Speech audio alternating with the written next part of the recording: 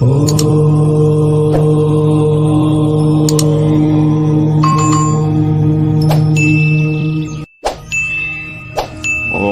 परमात्मने नमः।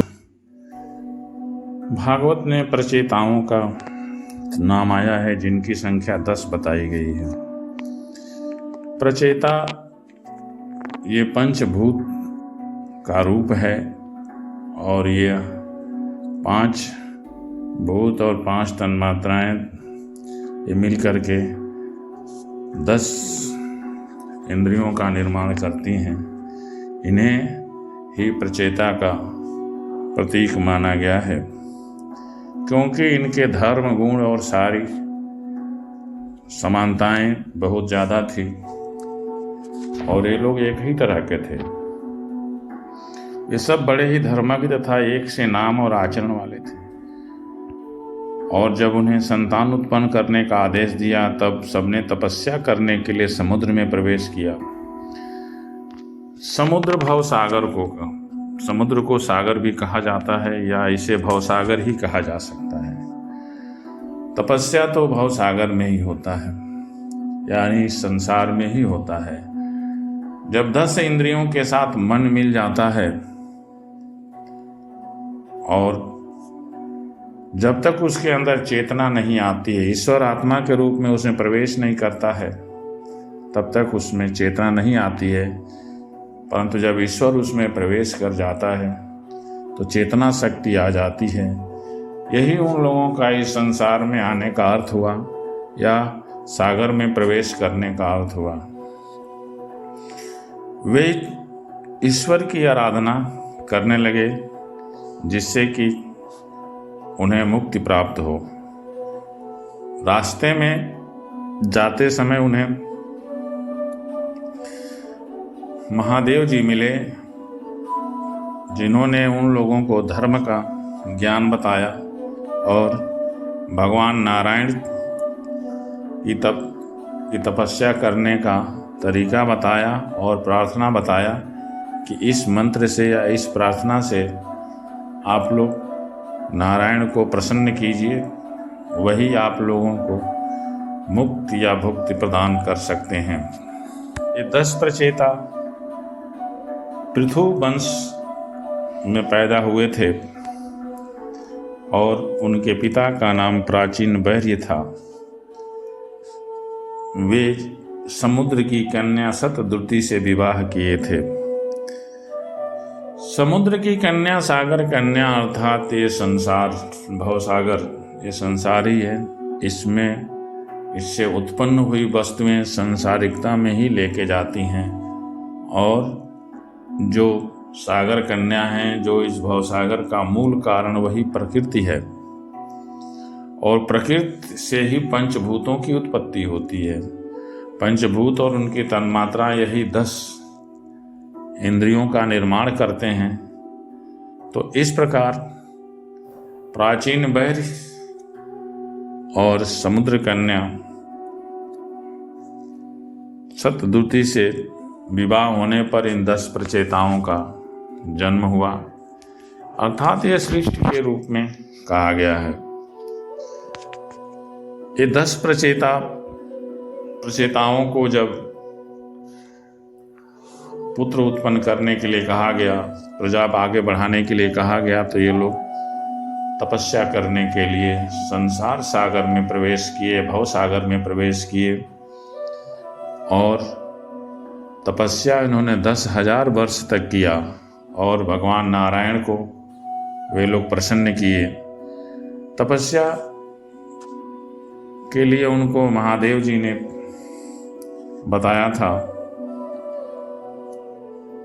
साधु स्वभाव प्रचेतागण पिता की आज्ञा का शिरोधार करके तपस्या में चित्त लगा पश्चिम दिशा की ओर चल दिए और उन्हें एक विशाल सरोवर देखा, बहुत विशाल सरोवर देखा। उन्हें देख करके राजकुमारों को बहुत ही आश्चर्य हुआ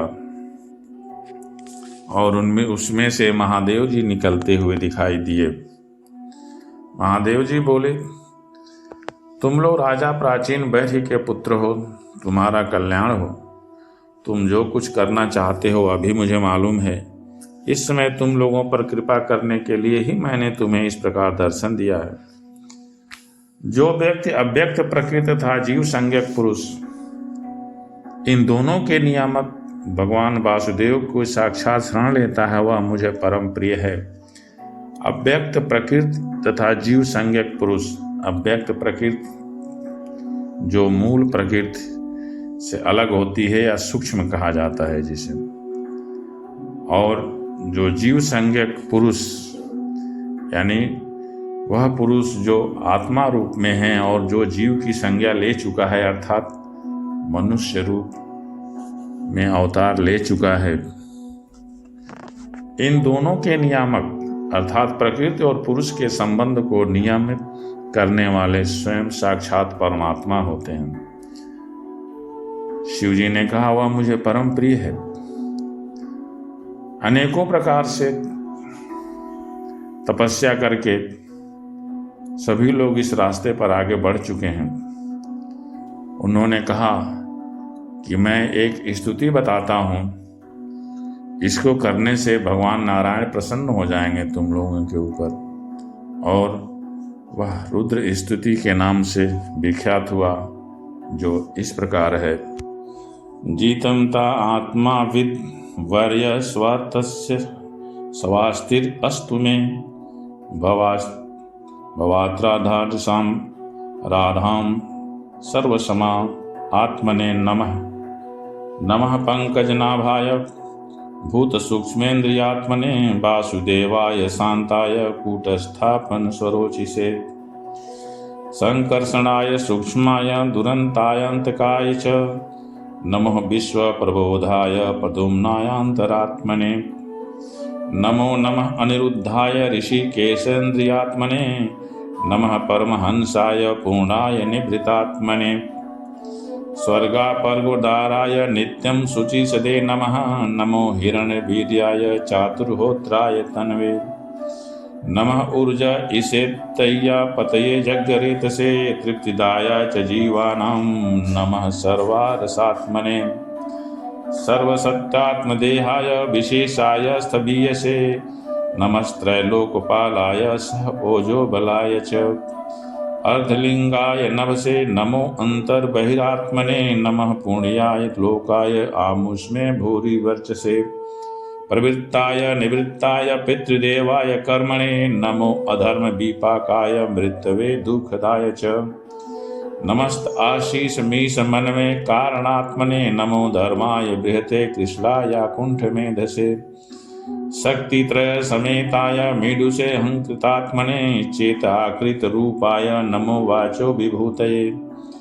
दर्शनं नो दिदीक्षुणां देहि भागवतार्चितं। रूपं प्रियतं स्वानं सर्वेन्द्रियगुणाञ्जनं।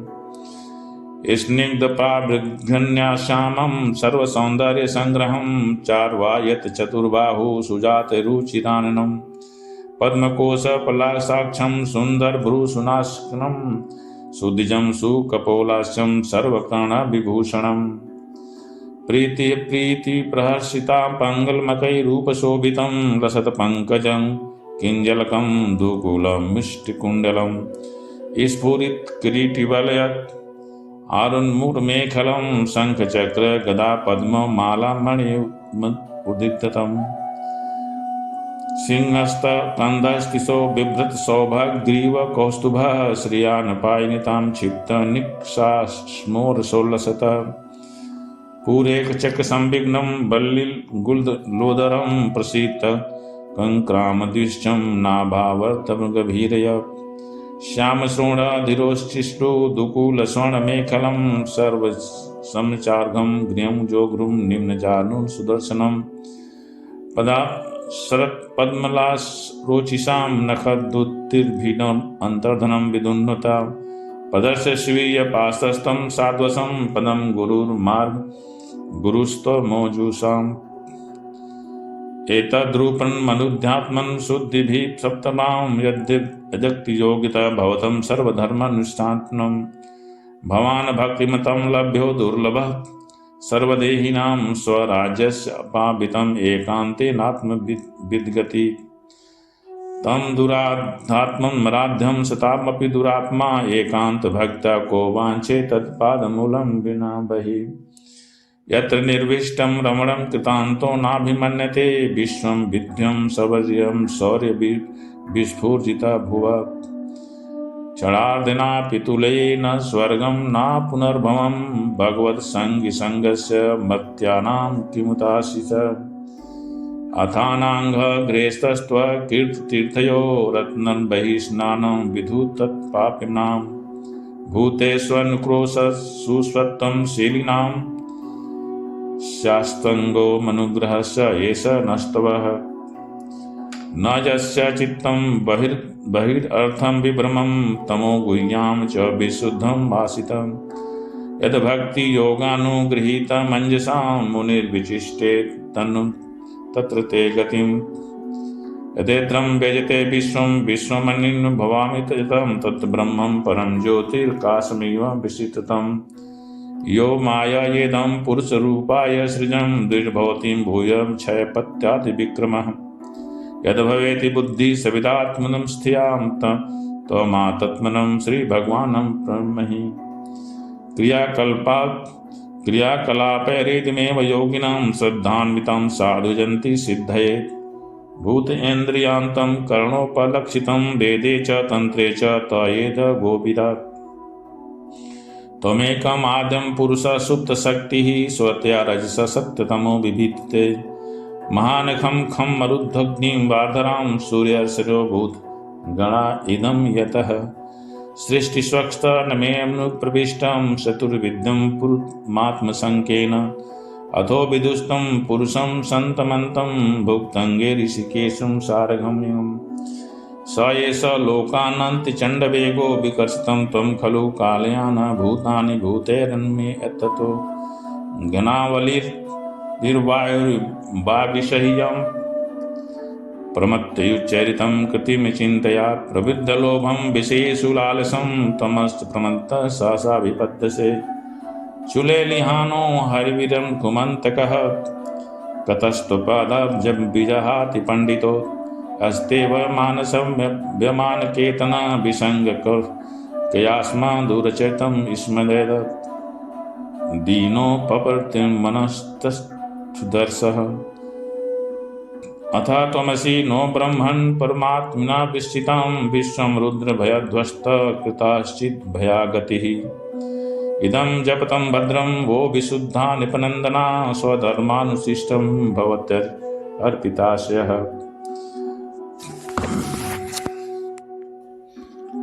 इस प्रकार भगवान रुद्र ने प्रचेताओं को ये ज्ञान दिया, ये सूत्र बताया। इसका अर्थ यह होता है कि हे भगवान, आपका उत्कर्ष उच्च कोटि के आत्मज्ञानियों के लिए, कल्याण के लिए, निजानंद लाभ के लिए है। उससे मेरा भी कल्याण हो। आप सर्वदा अपने निरतिशय परमानंद स्वरूप में ही स्थित रहते हैं। ऐसे सर्वात्मक आत्मस्वरूप आपको नमस्कार है। आप पद्मनाभ समस्त लोकों के आदि कारण हैं। भूत सूक्ष्म तन्मात्र और इंद्रियों के नियंता, शांत, एक रस और स्वयं प्रकाश वासुदेव, चित्त के अधिष्ठाता। चित्त के अधिष्ठाता को वासुदेव कहा जाता है। यही चित्त को शरीर में अधिष्ठित करते हैं और वासुदेव संज्ञक शब्द इस शरीर के लिए ही आया है। उसमें भी आप ही हैं। आपको नमस्कार है। आप ही सूक्ष्म, अनंत और मुख अग्नि के द्वारा संपूर्ण लोकों का संहार करने वाले, अहंकार के अधिष्ठाता, संकर्षण तथा जगत के प्रकृष्ट नाम के उद्गम स्थान, बुद्धि के अधिष्ठाता प्रद्युम्न हैं। अर्थात प्रद्युम्न शब्द का अर्थ यही होता है कि जगत के प्रकृष्ट ज्ञान के उद्गम स्थान बुद्धि के अधिष्ठाता को ही प्रद्युम्न कहा जाता है और संपूर्ण लोकों का संहार करने वाले अहंकार के अधिष्ठाता। इस शरीर में संपूर्ण लोक, जो सारे प्रकृति से संबंधित चीजें हैं, उनका संहार करने का अधिष्ठान संकर्षण कहा जाता है। आप ही इंद्रियों के स्वामी, मनस तत्व के अधिष्ठाता भगवान अनिरुद्ध हैं। अर्थात मन के अधिष्ठाता भगवान अनिरुद्ध हैं। यही वे वही अनिरुद्ध हैं जिनका वर्णन श्री कृष्ण की कथा में आती है। और बाप को बार बार नमस्कार है। आप अपने तेज से जगत को व्याप्त करने वाले सूर्यदेव हैं। पूर्ण होने के कारण आप में वृद्धि और क्षय नहीं होता। आपको नमस्कार है। आप स्वर्ग और मोक्ष के द्वार तथा निरंतर पवित्र हृदय में रहने वाले हैं। आपको नमस्कार है। आप ही सुवर्ण रूप वीर्य से युक्त और चातुर्होत्र कर्म के साधन तथा विस्तार करने वाले अग्निदेव हैं। आपको नमस्कार है। आप पितर और देवताओं के पोषक सोम हैं तथा तीनों वेदों के अधिष्ठाता हैं। हम आपको नमस्कार करते हैं। आप ही समस्त प्राणियों को तृप्त करने वाले सर्वस रस जल रूप हैं। आपको नमस्कार है। आप समस्त प्राणियों के देह पृथ्वी और विराट स्वरूप हैं तथा त्रिलोकी की रक्षा करने वाले मानसिक, ऐन्द्रिक और शारीरिक सत्य स्वरूप प्राणवायु हैं। आपको नमस्कार है। अर्थात त्रिलोकी की रक्षा करने के लिए मानसिक, ऐन्द्रिक और शारीरिक इन सभी चीज़ों की रक्षा वायु से होती है। इसे ही प्राण कहा जाता है। आप ही अपने गुण शब्द के द्वारा समस्त पदार्थों का ज्ञान कराने वाले तथा बाहर भीतर का भेद करने वाले आकाश हैं तथा आप ही महान पुण्यों से प्राप्त होने वाले परम तेजोमय स्वर्ग, वैकुंठ आदि लोक ही हैं। आपको पुनः नमस्कार है। आप पितृलोक की प्राप्ति कराने वाले प्रवृत्ति कर्म और देवलोक की प्राप्ति के साधन निवृत्त कर्म हैं तथा आप ही अधर्म के फल रूप दुखदायक मृत्यु हैं। आपको नमस्कार है। हे नाथ, आप ही पुराण पुरुष तथा सांख्य और योग के अधीश्वर भगवान श्री कृष्ण हैं। आप सब प्रकार की कामनाओं की पूर्ति के कारण साक्षात मंत्र मूर्ति और महान धर्म स्वरूप हैं। आपकी ज्ञान शक्ति किसी भी प्रकार कुंठित होने वाली नहीं है। आपको नमस्कार है, नमस्कार है। आप ही कर्ता, करण और कर्म तीनों शक्तियों के एकमात्र आश्रय हैं। आप ही अहंकार के अधिष्ठाता रुद्र हैं। आप ही ज्ञान और क्रिया स्वरूप हैं तथा आपसे ही परा, पश्चंत, मध्यमा और वैखरी चार प्रकार की वाणी की अभिव्यक्ति होती है। आपको नमस्कार है। प्रभु, हमें आपके दर्शनों की अभिलाषा है तथा आपके भक्तजन जिसका पूजन करते हैं और जो आपके निज जनों को अत्यंत प्रिय हैं, अपने इस अनूप रूप की आप हमें झांकी कराइए। आपका यह रूप अपने गुणों से समस्त इंद्रियों को तृप्त करने वाला है। यह वर्षाकालीन मेघ के समान स्निग्ध श्याम और संपूर्ण सौंदर्य का सार स्वरूप है। सुंदर चार विशाल भुजाएं, महामनोहर मुखारबिंद, कमल दल के समान नेत्र, सुंदर भौहें, सुंदर नासिका, मनमोहनी दंत पंक्ति, अमोल कपोल युक्त मनोहर मुखमंडल और शोभाशाली समान कर्ण जुगल हैं। प्रीतपूर्ण उन्मुक्त हास्य, तिरछी चितवन, काली काली घुंघराली हलकें, कमल कुसुम की केसर के समान फहराता हुआ पीताम्बर, झिलमिलाते हुए कुंडल, चमचमाते हुए मुकुट, कंकण, हार, नूपुर और मेखला आदि विचित्र आभूषण तथा शंख, चक्र, गद, पद्म, वनमाला और कौस्तुभ मणि के कारण उसकी पूर्व शोभा है। उसके सिंह के समान स्थूल कंधे हैं जिन पर हार, केयूर एवं कुंडल आदि की कांत झिलमिलाती रहती है तथा कौस्तुभ मणि की कांत से सुशोभित मनोहर ग्रीवा है। उसका श्यामल वक्ष स्थल श्रीवत्स चिन्ह के रूप में लक्ष्मी का नित्य निवास होने के कारण कसौटी की शोभा को भी मात करता है। उसका त्रिवली से सुशोभित पीपल के पत्ते के समान सुडौल उदर श्वास के आने जाने से हिलता हुआ बड़ा ही मनोहर जान पड़ता है।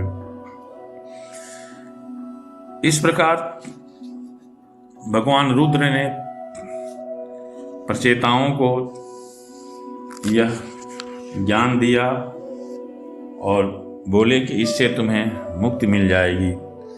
तुम लोग विशुद्ध भाव से स्वधर्म का आचरण करते हुए भगवान में चित्त लगाकर इस स्तोत्र का जप करते रहो।